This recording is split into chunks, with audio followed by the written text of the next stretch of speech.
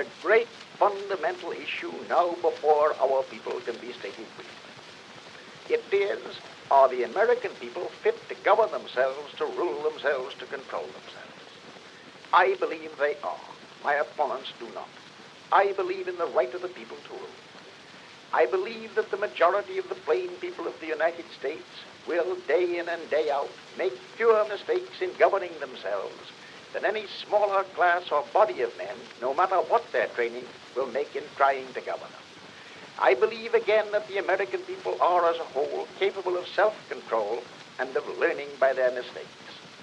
Our opponents pay lip loyalty to this doctrine, but they show their real beliefs by the way in which they champion every device to make the nominal rule of the people a sham. I am not leading this fight as a matter of aesthetic pleasure. I am leading because somebody must lead, or else the fight would not be made at all. I prefer to work with moderate, with rational conservatives, provided only that they do in good faith strive forward toward the light.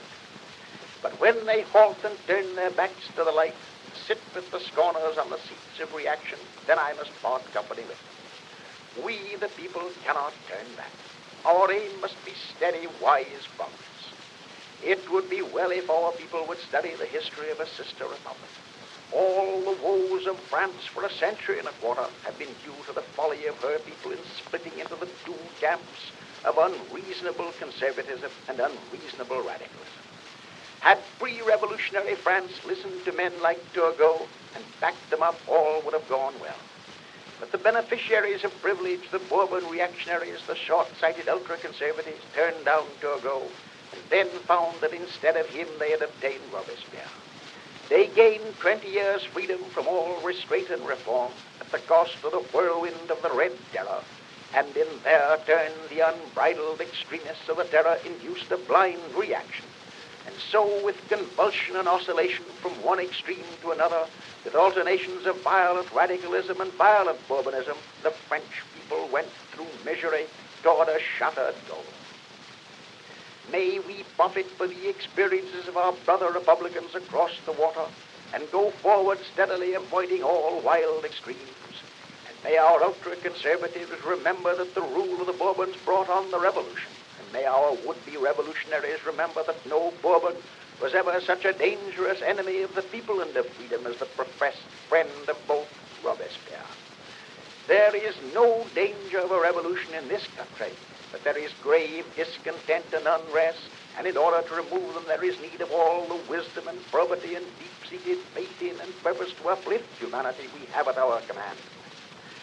Friends, our task as Americans is to strive for social and industrial justice achieved through the genuine rule of the people. This is our end, our purpose. The methods for achieving the end are merely expedients, to be finally accepted or rejected according as actual experience shows that they work well or ill. But in our hearts we must have this lofty purpose, and we must strive for it in all earnestness and sincerity, or our work will come to nothing. In order to succeed, we need leaders of inspired idealism, leaders to whom are granted great visions, who dream greatly and strive to make their dreams come true, who can kindle the people with the fire from their own burning souls. The leader, for the time being, whoever he may be, is but an instrument to be used until broken and then to be cast aside. And if he is worth his salt, he will care no more when he is broken than a soldier cares when he is sent where his life is forfeit, in order that the victory may be won. In the long fight for righteousness, the watchword for all of us is spend